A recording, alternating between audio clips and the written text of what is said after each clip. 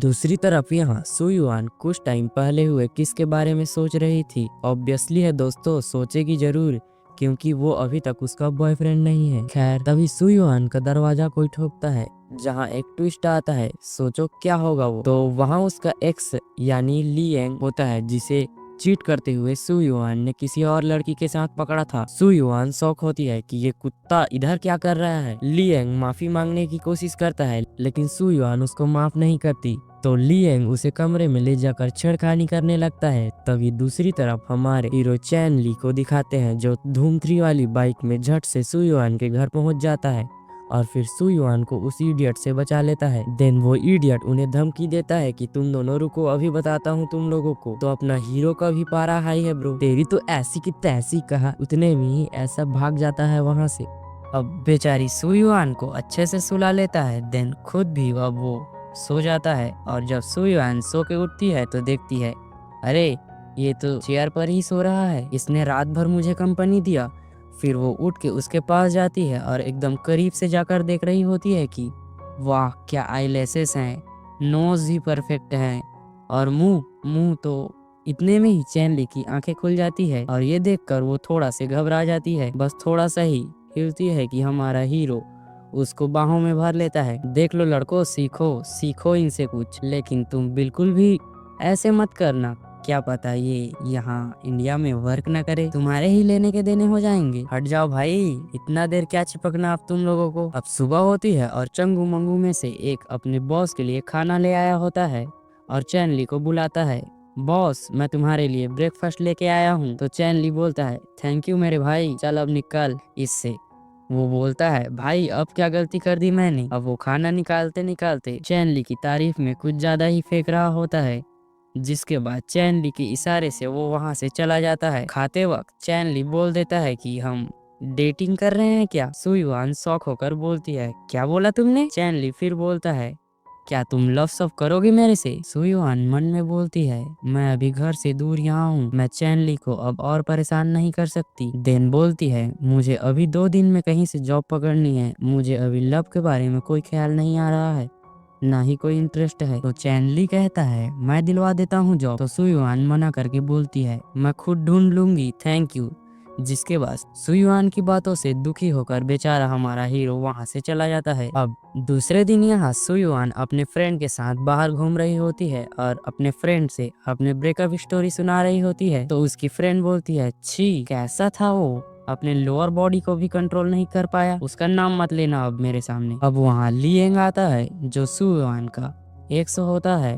वो सुयुआन को वहाँ से बदतमीजी से ले जाता है। फिर जैसे तैसे सुयुआन के मोबाइल से वो चैन ली को कॉल लगा देती है, जिसके बाद चैन ली वहाँ से निकल ही रहा होता है कि चैन ली को चाहने वाली उसे रोक लेती है। अब ली उसे बोलता है, मुझे तुम में कोई भी इंटरेस्ट नहीं है, जिसके बाद वहाँ से वो चला जाता है। अब उसको चाहने वाली ये बोलती है कि देखती हूँ तुम मेरे कैसे नहीं होते, तुम मेरे हो मतलब मेरे हो। अब यहाँ सुयुआन को वो बचा लेता है, जिसके बाद चैन ली लिएंग को मारने का कॉन्ट्रैक्ट दे देता है और फिर सुयुआन को बोलता है, तुम्हें अकेले नहीं रहना चाहिए, तुम मेरे साथ रहो। तो सुयुआन इत्ते में हाँ कर देती है। तो ये अगला सीन कॉमेडी से भरा है, जिसे देखने के बाद भाई और उनकी बहनों तुम सभी हंसी पड़ोगे। तो आओ देखते हैं। तो जैसे ही सीन शिफ्ट होता है, हम देखते हैं यहाँ सुयुआन को तो चैन ली घर ला चुका होता है और सुयुआन इधर बेड पर बैठी सोच रही होती है कि मैं जब भी किसी मुसीबत में पड़ती हूँ तो चैन ली मुझे किसी भी कंडीशन में बचा लेता है। अब लड़कियों ये बताओ, कहाँ मिलेगा ऐसा लड़का जो तुम्हें किसी भी कंडीशन में ढूंढ ढूंढ कर बचाए। तो मैं बता दूं, कहीं नहीं, बस तुम्हारे फ्रेंड सर्कल में देखना एक ना एक दोस्त होगा जो तुमसे बहुत प्यार करता होगा। वैसे छोड़ो, मैं कहाँ प्यार की बातें कर रहा हूँ, मुझे क्या पता, मैं तो सिंगल हूँ। खैर सुयुआन को ऐसा लग रहा होता है कि कहीं मुझे सच में तो चैन ली से कहीं प्यार नहीं हो गया है ना। अब सुयुआन थोड़ा खुद को कन्विंस करती है कि सुयुआन भूलो मत, तुम यहाँ अपनी स्टेबल लाइफ के लिए आई हो। देन सुयुआन पानी पीने नीचे जाती है। उसको लगता है चैन ली सो चुका है, लेकिन अपना भाई तो रिच किड है, शावर ले रहा होता है, जिसके बाद टॉवल में ही सुयुआन के सामने होता है। फिर सुयुआन ये देखकर थोड़ा घबरा जाती है, तो वहां से जाने की ट्राई करती है, पर वो फिसल जाती है और फिसलती भी ऐसी जगह है जैसे सीधा चैन ली की बाहों में। अब यहाँ सुयुआन ये करीब से देख रही होती है कि वाओ चैन ली कितना हैंडसम है और इसके नोज, मतलब अपनी भाषा में so beautiful, so elegant, just looking like wow. लो देखो, यहाँ तो जमाना ही उल्टा चल रहा है। लगता है सु युआन ने चैन ली का काम ही छीन लिया है। लो, अब ये कांड करना ही बचा था।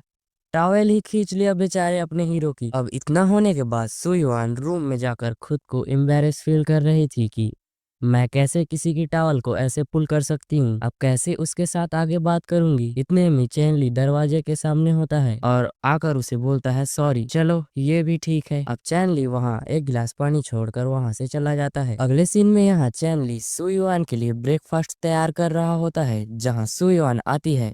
फिर दोनों ब्रेकफास्ट करने लगते हैं। अब बेचारी सु युआन ये सोचती है कि मैं और चैनली को कितना परेशान करूंगी, तो वो उसको खाने खिलाने के लिए पैसे ट्रांसफर कर देती है, जिसको देखने के बाद चैनली भी शॉक हो जाता है और पूछता है सु युआन ये तुम क्या कर रही हो। तो वो बोलती है तुम मेरी बहुत मदद करते हो, बस इसलिए ऐसा किया। अब सु युआन वहां से जाने की कोशिश करती है, तभी चैनली उसको खींच के अपनी गोद में बैठा लेता है और पूछता है तुम मुझे इतना हेट क्यों करते हो। तो सु युआन बोलती है नहीं चैनली, मेरे लाइफ तुम्हारे लाइफ से बिल्कुल अलग है। तब चैनली बोलता है कहीं तुम मुझे गैंगस्टर तो नहीं समझते ना, उन चंगू मंगू की वजह से जो मुझे बॉस बॉस बोलते हैं। अरे मैं तो एक छोटा सा बाइक रिपेयर मैकेनिक हूँ, और हाँ मेरे दादा की गांव में कुछ खेत हैं। तो सु युआन को उसका घर देखकर बिल्कुल भी ऐसा नहीं लग रहा था कि ये चैनली कोई छोटा आदमी है, बट हमारा हीरो तो फेंकने में माहिर है, जिससे सु युआन कन्विंस हो जाती है। लेकिन जैसा कि तुम्हें पहले ही पता होगा कि कैसे चैनली को कुछ महंगी कारें पीछा करने के बाद वहां उसको सभी लोग झुककर सलाम कर रहे थे, तो ये कौन सा राज है? तुम्हें क्या लगता है? कहानी में आगे बने रहो, सब पता चलेगा। अब रात में जब सु युआन सो रही होती है तो देखती है कि उसके बेडशीट पर खून होता है और उसका पेट दर्द कर रहा था। ये इसलिए है क्योंकि उसको पीरियड आया था। अब वो बेडशीट धोने के लिए जैसे ही नीचे चले जाती है, तब चैनली देखता है कि सु युआन कुछ अजीब लग रही है। तब उसको उठाकर डॉक्टर यहाँ ले जाने के लिए कोशिश करता है, लेकिन सु युआन उसको मना करते हुए बोलती है अरे चैनली रहने दो, ये मेरी पीरियड की वजह से है। तो इतने में ही चैनली बोलता है तुम अभी रुको, मैं आता हूँ। क्या लगता है तुमको इस हालत में सु युआन को छोड़कर चैनली कहाँ गया होगा? वो स्टोर गया होता है, जहाँ पीरियड में एक्चुअली जिन जिन चीजों को गर्ल्स की जरूरत होती है वो सभी चीजें वो लेने गया था। ये देखकर शॉपकीपर उससे कहती है वाओ तुम अपने गर्लफ्रेंड के लिए कितना केयरिंग हो, सो नाइस। अब जल्दी से वो वहां से चला जाता है और सु युआन के पास पहुंचता है, जिसके बाद सु युआन ये देखकर इमोशनल होती है कि कैसे चैनली मेरी मदद कर रहा है। अब जैसे ही वो सो के उठती है तो देखती है एप्पल के नीचे एक कागज का टुकड़ा है, जिसमें लिखा होता है कि बर्तन में चावल है, उसे तुम खा लेना। ये देखकर सु युआन मुस्कुराती है और चैनली से बहुत इम्प्रेस हो जाती है। देखो लड़कों, लड़कियों के लिए छोटी छोटी भी चीजें मायने रखती है, और हाँ इससे ज्यादा बड़ी भी। बट जमाना खराब चल रहा है तो किसी पे भरोसा नहीं कर सकते।